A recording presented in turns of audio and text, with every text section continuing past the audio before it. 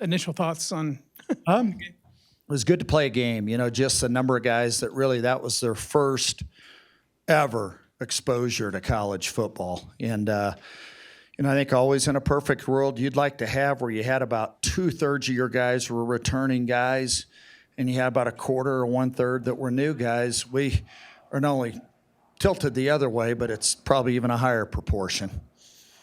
it seemed like there was difficulty, creating holes up front. Is that a concern? How much do you credit Merrimack's defensive I front? really do. They played really well. I mean, they're physical.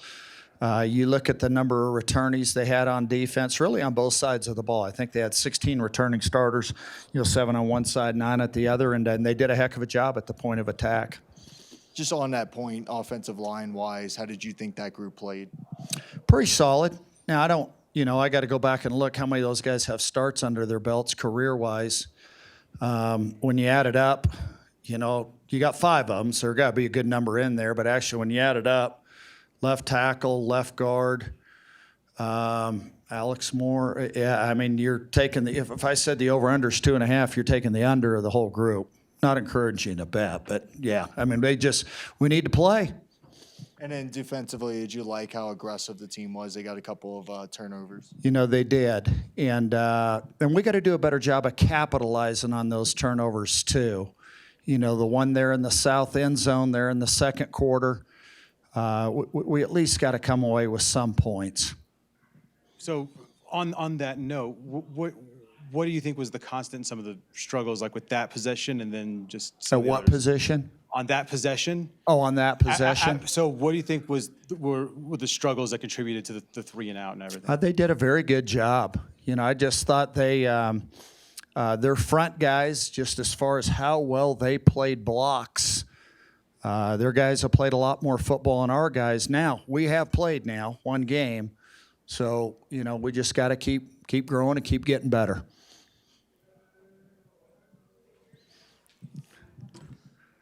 How did you think John kind of managed the offense, managed to huddle, and just managed everything in his first game?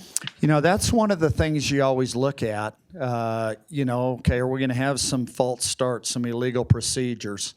Are you going to have a delay of game? I mean, just, the essence of playing quarterback, there's a lot to it in terms of the game management aspect of it. And he was really solid that way. It was so good for him to finally, really, he played a little bit in the last 2 quarters at Boise. But other than that, this was really his first crack at playing college football. Right towards the end of the first half there, you guys had a long drive that led for touchdown, threw the ball quite a bit. I'm wondering, did you see something offensively that you thought was clicking well, and do you think that might lead to more pass attempts in the coming games? I don't know, just because I think every situation's a little bit different. That's why it's hard for me to say yes or no in that regard. That was an important drive, though, because it did, put you up with a second score. I thought the clock management was spot on. There was a time where we caught a ball we should have stepped out of bounds, but other than that, there were a lot of pluses there. Veering away from football for a second, having the new facility in the recruiting area, how were you guys able to utilize that for the first time? Yeah, it's amazing. I mean, it is. I mean, the proximity to our locker room, and yet what we offer, when it comes to those premium seat holders, to provide some shade, quite honestly, there for a little bit for the cadet wing, just because you want to take care of our crew over there. But it's an unbelievable setup. I mean, you can go across the country, and it's as quality as it gets. And everything else that it brought. It helped everybody in the stadium, just when it came to all the additional amenities, the restrooms, every bit of it that way. Splendid. Do you know how many recruits you hosted, or are you able to say? I don't think I can. Okay. And then at the fullback position, how much were you able to learn about Terrence Gist and Owen Allen? Yeah, it was good for those guys to really be involved today. And I don't have their final carry numbers in front of me, but you do. Both those guys had a bunch of tough, hard-nosed inside carries, which helps them going forward. I think more than anything else, just realizing the sheer physicality when you collide with opposing bodies and being really, really strong when it comes to handling the ball, too. Do you feel like this game is just very important for an inexperienced team, kind of get the nerves, get the kinks, get the mistakes out, this week and get ready for the rest of the season? I do think it's really, really important. And in fact, to the point where, we can't move on yet. Just for these guys, there are so many just instant learning opportunities there, just down after down, play after play. We got to really, really dive into this particular game and pull as much as we possibly can and see where we can grow before we head to the next one. Coach, Jordan was on the sidelines with you guys, and I think just for a guy who was on the practice squad, 2 different teams, back-to-back years, and he makes the team this year, and Sean Payton says it wasn't even close, that it was not a borderline decision. What does it mean to you to see the work that he put in and to get It's to absolutely, yeah, I mean, it's as moving as it gets, to see the big guy. We come in after warming up, and he's in there in our locker room right outside the hallway here, and some of the players saw him and how fired up they were, and, just the class, the decency, the character, the maturity, the leadership of Jordan Jackson's unbelievable, and a guy that's a darn good football player, too. I was trying to think of a way where I could run him over to Dan Sermine and Robbie back there and say, can we get him a jersey and pads? But I don't want to get in trouble. Coach Ian McClintock with the Sports Forum. We saw your offensive line being retooled during the offseason, handling a player like Nicholas Lennon there for Merrimack. How do you feel like your offensive line did today, and what do you think that they could do better heading into San Jose State next week? I think, there's a good bit. I think if you really went in every aspect, we took a couple of hits while delivering a ball. Would we like to get a little more movement? We would. Now, before rushing to judgment, I can also remember, when was it, in 2021, we had a bunch of guys that are hardly played, and we had some struggles there early in the season, too. It just takes time, especially at that position. You can't recreate in practice facing good-sized bodies and the pad level. It's got to be something that's learned, rehearsed, the whole bit, and you got to watch the film, and you got to continue to develop thereafter. It takes time. And one last question, just if you can get some comments on Grant Ewell's game. It seemed like he was all over the place there on defense. Yeah, he did. He made some plays. You're exactly right. And he great awareness. He can bend. He has really good short area quickness. He's not a real big guy. And then the other part, just the instincts. When it's time to take a direct path to the football, he absolutely does. There's just no wasted movement in the way he works. And you know what? This is really the first time he's played, too. I don't think he's ever played in a game more than 10 snaps. So this is good for him and everybody. Okay, can you give any information on the nature of Dylan Carson's injury? No. And then, with as much as we talked about the offense's, struggles, learning process, how about the defense coming out and looking the way it did? Yeah, what was encouraging a little bit is I thought we got close to the quarterback today. Now, there were some other opportunities there where we should have been close on some other snaps too, but I thought that part was really, really good. And the other part too, you go through it. How many of those guys? We just said Grant Ewell, Asaro-Ahi, David Santiago, go through, Casey Beard really playing the nickel spot, for all those guys just to, to have an opportunity to get to play, because there's no way to replicate game day. And it's not all the bigness or running out of the smoke with the tunnel. It's just the speed and the size of what you see. John, what did you learn today? Obviously, this was a learning experience for a lot of you guys. Like, what lessons did you take out of this? Definitely, just we have a young team, so when we have players that never played, we got to build our chemistry up in practice, keep our heads up, and move on to the next game. What was kind of the general mindset afterwards in the locker room? Everyone seemed pretty happy, That's a win is a win, so we just got to move on to the next week.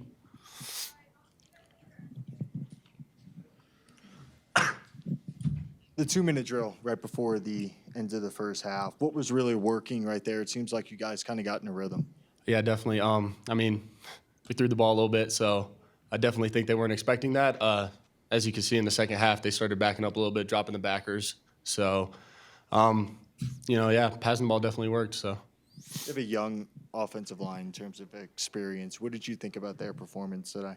I think they did pretty good in the first half. They gave me enough time to get rid of the ball. And then second half, we started pounding the rock. So I think they did pretty good for their first game together. Given the quality of the execution on that 2-minute drill and the pass plays, would you like to see you guys throw it a little bit more, because it seemed like your rhythm was pretty good there? Yeah, I mean, whatever really gets us a win. So if we have to throw the ball, then we have to throw the ball. If we can just run the ball the whole game, then that's what we'll do. Final question I have for John, and I get to Mr. Aiden.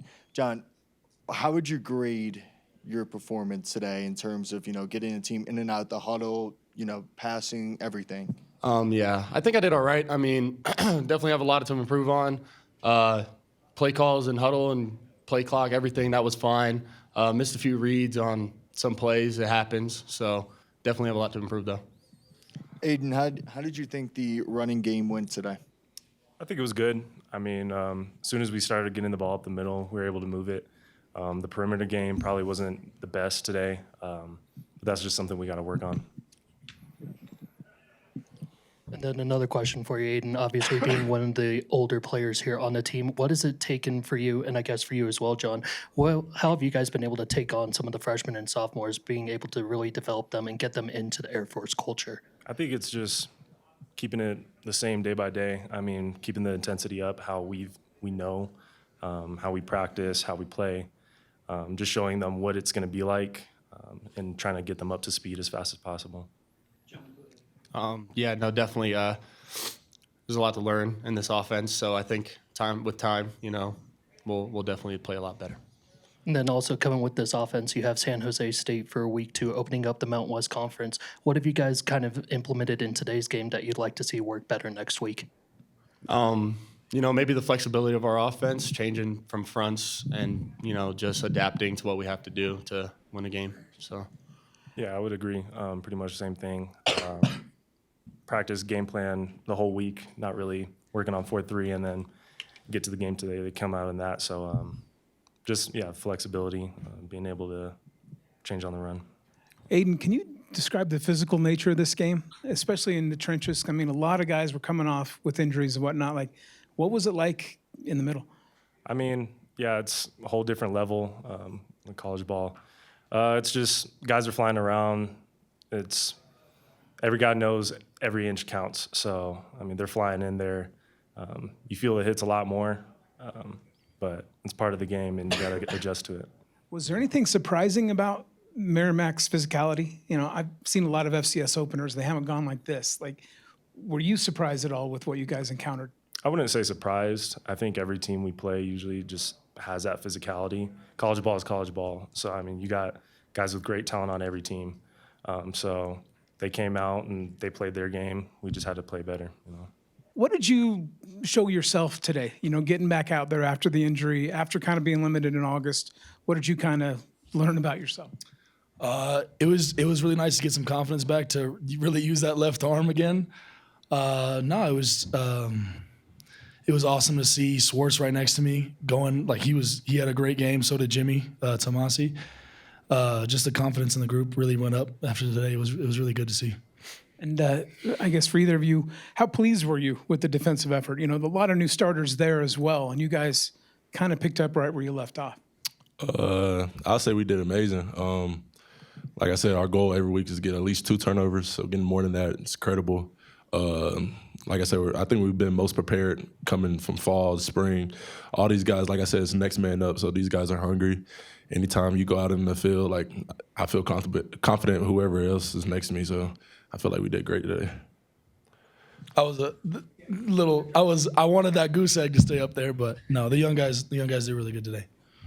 And then just kind of following up with that, obviously you two are more of the more seasoned leaders here on the team. What has it been like to have a lot of these freshmen and sophomore coming in and stepping up and really being able to fill in a lot of these voids as the season gets going here? They're hungry. I've never seen a group of guys so determined and hardworking to be out there on that field. So I'm proud of them, and any questions they have, they come to us and ask. So there's no hesitation, and they're ready to play. Yeah, I would say quite literally the same thing. We got a bunch of young guys who just will do one-on-ones, and they'll come over and be like, hey, what was that? What was that? And they have more talent than I think I've seen young guys have in a very long time. So I'm really excited to see them develop over this year.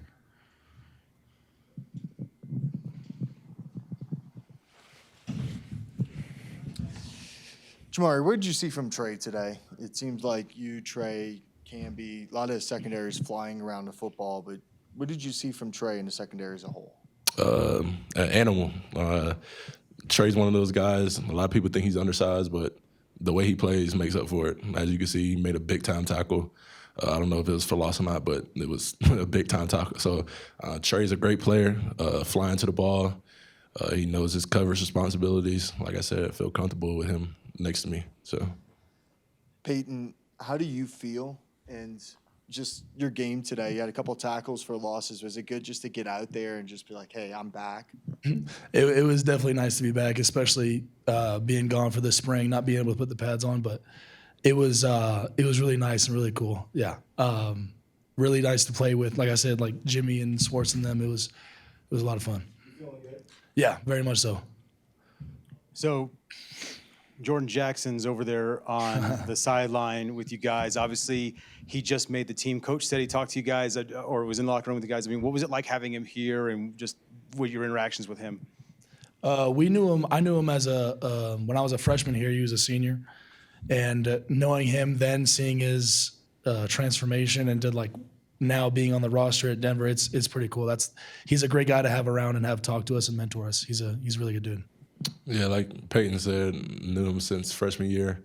I always used to joke with him, like, hey, one day I'm going to be out there with you. And it's kind of fun seeing him on the sideline and him being like, oh, like, you said you was going to do it, and look, you're here now. So, I mean, always been a role model to me, the way he practiced. So I just love having him around. He brings that confidence to the team as well.